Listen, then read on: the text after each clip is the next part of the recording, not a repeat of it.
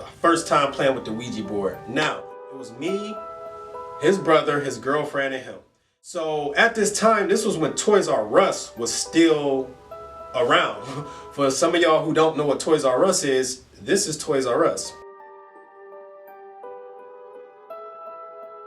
They used to sell so many toys, and the crazy thing about it, they actually sold the Ouija board. So the devil, he's crafty, man. It's one of the greatest tricks that the devil did was making people believe he didn't exist, something like that. So the fact that the Ouija board is being sold at Toys R Us, you got to get a devil credit on that one. Like, that would make you start to think, like, who's behind Toys R Us? Because why is y'all selling that in the stores? Like, it's not a toy, but they market it as a toy. So I go get it. And it's the one that glow in the dark. It looked just like this. So the only people who ended up playing was me and his girl. But you know, they say when you play with the Ouija board, it's like a portal. Like you're opening up a spiritual door. And now it's like any spirit can come through. You don't know who you're really contacting. And I believe it to this day. I just wanted to play with it just to see if it was real. Just wanted to see if it was real. And I will say I would never do it again. And I'm not going to advise you not to do it. Because if you want to do it, do it. But I ended up later reading a book about a Ouija board too. And it were people who reported good experiences and there were people who reported bad experiences. Now this is what I was told. I was told that it depends on your energy. Because if you have good energy and you play with the Ouija board, you're just going to attract like spirits.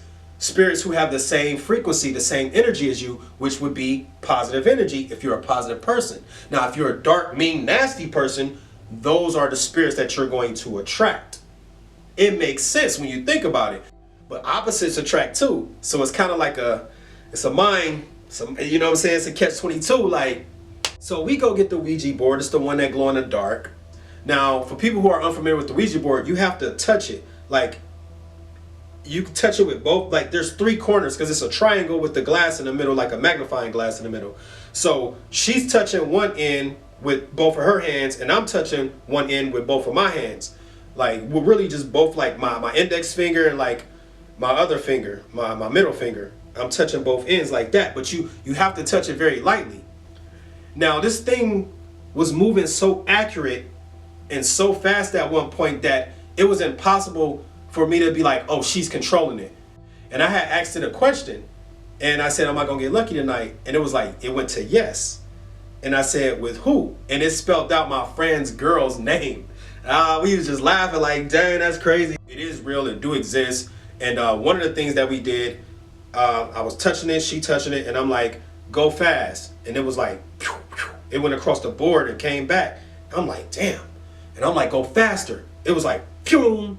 I was like, whoa. And I said, go faster. And that mug was like, pew. Like, it moved so fast and so accurately and came back. I just took my hands off of it and I was like, I'm done. I didn't even want to play no more because I said, yeah, it's real. You know what I'm saying? Like, it's real. Like, this spiritual world is real. Like, there's something out there beyond us that exists.